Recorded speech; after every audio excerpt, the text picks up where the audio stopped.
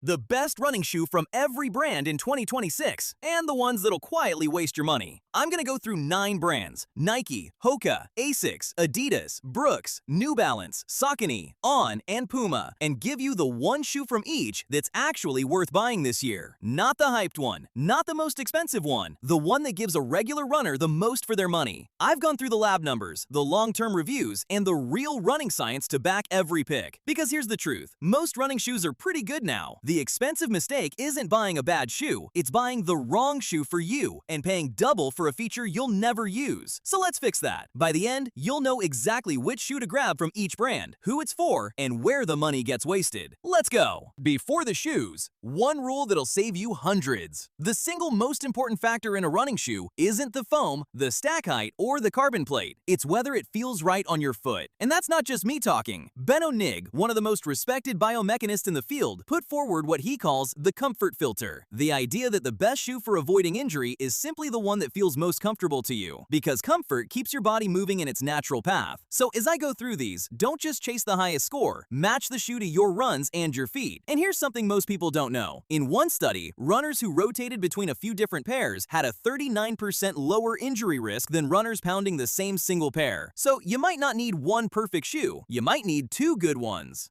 Okay, brand by brand. Brooks. The pick is the Ghost 18, $150. If you want one shoe that just works, mile after mile, with zero drama, this is it. The Ghost is Brooks' most popular shoe for a reason. It's a smooth, soft, neutral daily trainer with their nitrogen-infused DNA loft foam, a 10mm drop that suits heel strikers, and it comes in 4 widths, which almost nobody else does. Believe in the Run described it as the white t-shirt in your drawer. Not exciting, but it gets the job done every single time. So, who's it for? New runners, anyone building up easy and recovery miles, and runners who've been hurt before and just want comfortable, predictable, and durable. What you get is reliability. The catch? It's not fast and it's not bouncy. The upper run's a little warm and it's a touch narrow in the toe box. If you want plush luxury instead, the Glycerin is the softer step up.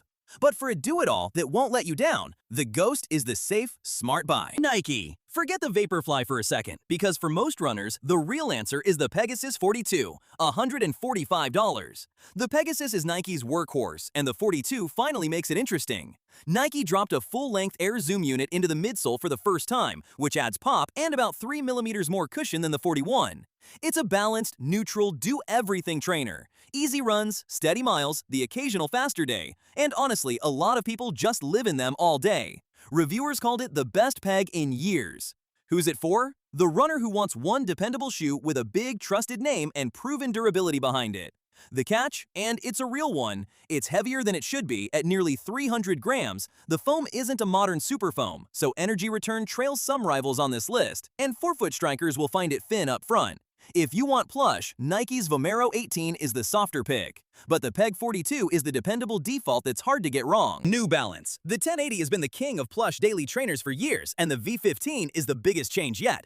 They ditched the old fresh foam for a brand new supercritical foam they call Infineon, and it's about 10% lighter than before. This is your long-run, high-mileage, sink-into-the-cloud shoe. Soft, premium, with a knit upper that genuinely feels luxurious. Run Repeat called it the strongest 1080 ever, and here's where a bit of science helps, because that new foam really matters. Modern supercritical super foams spring back with roughly 75 to 80% of the energy you put in. Old school EVA foam returns barely half. That's the difference between a ride that feels dead and one that feels alive under you. The 1080's downside is the flip side of soft. At $170, it's pricier, and that pillowy ride can feel a little unstable when you're tired late in a long run. But if your priority is comfort on easy miles, few shoes pamper your legs like this one. On the Cloudmonster 3, $190, and this is the one I want you to think hardest about. It's On's big max cushion shoe with that signature rockered shape that rolls you forward, and the third version fixes the lace bite problem and locks your foot down properly. It looks fantastic, it's smooth to cruise in, and it wears just as well with jeans as it does on a run. But here's the don't waste your money moment. At $190, it's the most expensive daily trainer here. It's heavy at nearly 300 grams, and that Helion foam isn't actually very energetic. Reviewers found it firmer and flatter than the name suggests. You're partly paying for the look and the brand. If you love On but you want lighter and bouncier, the Cloud Surfer is the better runner's pick, and it's $30 less. The Cloudmonster is a great lifestyle and easy miles shoe. Just go in knowing exactly what you're paying for. Saucony. This is the sleeper pick of the whole list. The Ride 19, $145. Saucony reformulated the foam with their supercritical PWR Run Plus, and it turned the Ride into a genuine do-it-all. In the lab, it returns around 67% of the energy at the heel and over 70% at the forefoot, numbers that quietly embarrass shoes costing far more. It's light at around 255 grams, comfortable enough for long runs, and lively enough to pick up the pace. Tech Radar literally said if you're not wearing the Ride 19 in 2026, you're missing out, and Believe in the Run called it your ride or die. Who's it for? The runner who wants one shoe for the bulk of their week and doesn't want to overthink it. The only real catch is that the wider base makes it a touch less agile for sharp speed work, and it can feel slightly bulky. But pound for pound, this might be the best value daily trainer on the entire list. Don't sleep on it. Asics, the Novablast 5, $150, and it's pure fun.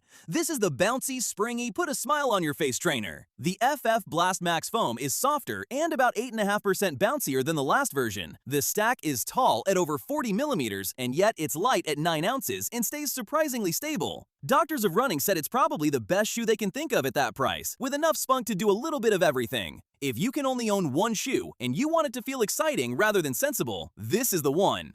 Easy days, long runs, treadmill, even a half marathon, it covers all of it. The catches are minor. Wet weather grip isn't great, the toe box durability is a weak point, and the foam stiffens up in really cold weather. But for soft, bouncy, do everything fun at a fair price, the Novablast is hard to beat. And if you'll pay more, the Super Blast is the premium upgrade everyone's talking about. Hoka, the Clifton 10, $155, the most popular max cushion shoe in the world, and it's worth understanding why that cushion actually matters. The Clifton is built around a huge, soft, protective midsole that takes the pounding out of your easy miles, and the 10th version widened the toe box and bumped the drop to 8 millimeters, which suits more runners. It is the definition of joint-friendly comfort, and there's real science here. In a randomized trial of 848 runners, the ones in the softer cushion shoe had about 1.5 times lower injury risk than those in a firmer shoe. The big caveat? That benefit didn't hold for heavier runners. So cushioning helps a lot of people, but it's not a magic shield. So who's the Clifton for?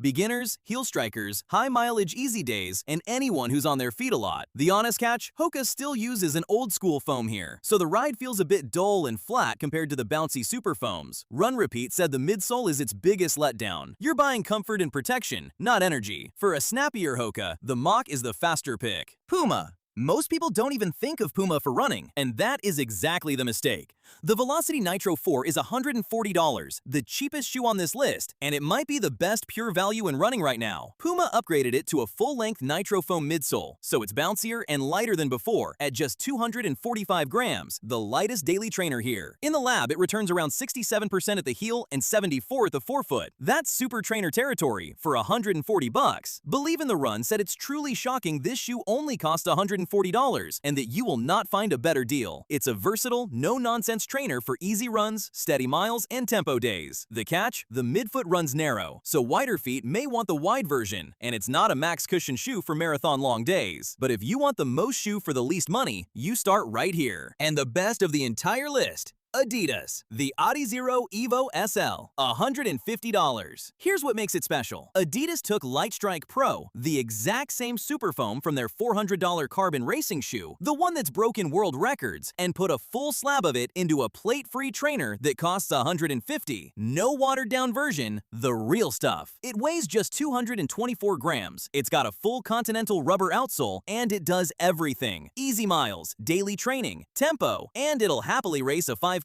or a half marathon. Now, quick science. Those carbon-plated super shoes improve your running economy by about 4%. That's the famous University of Colorado study. The EVO SL skips the plate, so it's not quite a record-breaking racer, but you still get the magic foam, the part that actually feels incredible at a fraction of the price. Believe in the Run gave it their top tier and called it simple bliss. The only catch is, the tongue is thin and slides around, and the fit runs a touch roomy. But for race foam at a trainer price, nothing else comes close. This is the smart buy of 2026. So where does the money actually get wasted? 3 places. 1. Paying super shoe prices for a carbon plate you don't need on your easy runs. Save the carbon for race day. 2. Buying for the brand or the looks instead of your foot. The comfort filter beats the spec sheet every single time. And 3. Running a pair into the ground. Foam loses a big chunk of its cushioning in the first 150 miles, and most shoes are done by 3 to 500. A flat, dead shoe is how you get hurt. So, quick recap of the winners. Brooks Ghost 18 for dependable, Nike Pegasus 42, the trusted default, New Balance 1080 for plush long runs. On Cloudmonster if you want the look, Saucony Ride 19, the do-it-all sleeper, Asics Novablast 5 for bouncy fun, Hoka Clifton 10 for max cushion, Puma Velocity Nitro 4 for unbeatable value, and the Adidas EVO SL, race foam at a trainer price, as the best of them all. If this helped you spend smarter, do me a favor and subscribe. It genuinely helps the channel, and I test these shoes so that you don't waste your money. Tell me in the comments which one you're running in, and if you want the deeper breakdown, I'll link my full review of that Adidas EVO SL right here. Thanks for watching, and I'll see you in the next one.